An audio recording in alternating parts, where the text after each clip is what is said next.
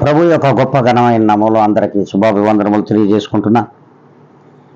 ఈ యొక్క నూతనమైనటువంటి దినములు దేవుడు మనకిచ్చినటువంటి గొప్ప వాగ్దానం, అది కీర్తన గ్రంథము 40వ అధ్యాయము 1వ లేఖనము. యెహోవా కొరకు నేను సహనముతో కనిపెట్టుకుంటుని, ఆయన నాకు చెవి ఎగ్గి నా మొర ఆలకించెను. దేవుడు స్పష్టంగాను యథార్థముగాను సత్యంగాను ఈ దినం అతని వాగ్దానం ద్వారా మనందరితో కూడా మాట్లాడుతున్నాడు. మనము ఏ దినమునైతే దేవుని కొరకు సహనము వహించి ఓర్పు వహించి ఆయన కొరకు మనం కనిపెట్టుకుని ఉంటామో, ఆ కనిపెట్టుకుని ఆయన యందు ఎప్పుడైతే ప్రార్థనలో మొరపెట్టుకుంటామో మన ప్రతి కార్యమును కూడా ఆయన సఫలపరుస్తాడు.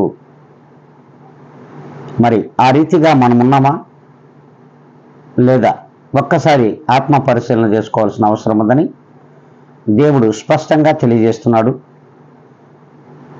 మరి ఈ యొక్క వాగ్దానము రీతిలో నాడు దావీదు గారు ఉన్నారు. మరి ఆ దావీదును పోలినటువంటి మనుషులుగా మనం ఈ దినమున ఈ లోకంలో జీవిస్తున్నామో లేదో ఒక్కసారి ఆత్మ పరిశీలన చేసుకోవాలి. అంతేకాకుండా మన సహనము నేటి నుండి అయినా సరే దేవుని కొరకును దేవునిలోనూ ఉండడానికి ఆ సహనము ఓర్పుతో చేత మనము దేవుని యందు నడిచిన ఎడల ఖచ్చితంగా ఆయనకు మన ప్రార్థనలో మొరపెట్టుకొని విన్నవించుకున్న ఎడల మా కార్యములను ఏ దినముండైనాను జరిగించాలి అని మన తలంపులు దేవుని తలంపులతో ఏకీభించినట్లయితే ప్రతి ఒక్కరు కూడా తలలు వంచండి, కళ్ళు మూసుకునండి, ప్రార్థనలో ఏకీభించాలని ప్రభు పేరిట మనం చేసుకుంటూ ఉన్నాను.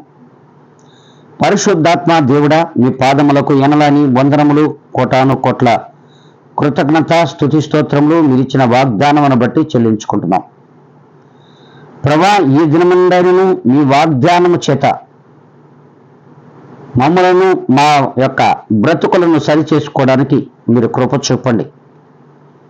వాగ్దానమును నాయన మా జీవితములలో నిరంతరము నిత్యము నాయన ఈ వాగ్దానము చేత మమ్మలను నడిపించమని, సహనముతో నాయన మీలో జీవించుటకు కావలసిన కృపను సహాయం మెండుగా దయచేయమని, సమస్తమునైన ఘనత మహిమ ప్రభావం మీకు ఆరోపించుకుంటూ వీక్షించుచున్నటువంటి ప్రతి బిడ్డను నన్ను మీ పాదముల దగ్గర పెట్టు బ్రతిమలాడి అడిగి వేడుకొని ప్రార్థిస్తున్నాను మా ప్రియ గొప్ప పరలోకపు తండ్రి.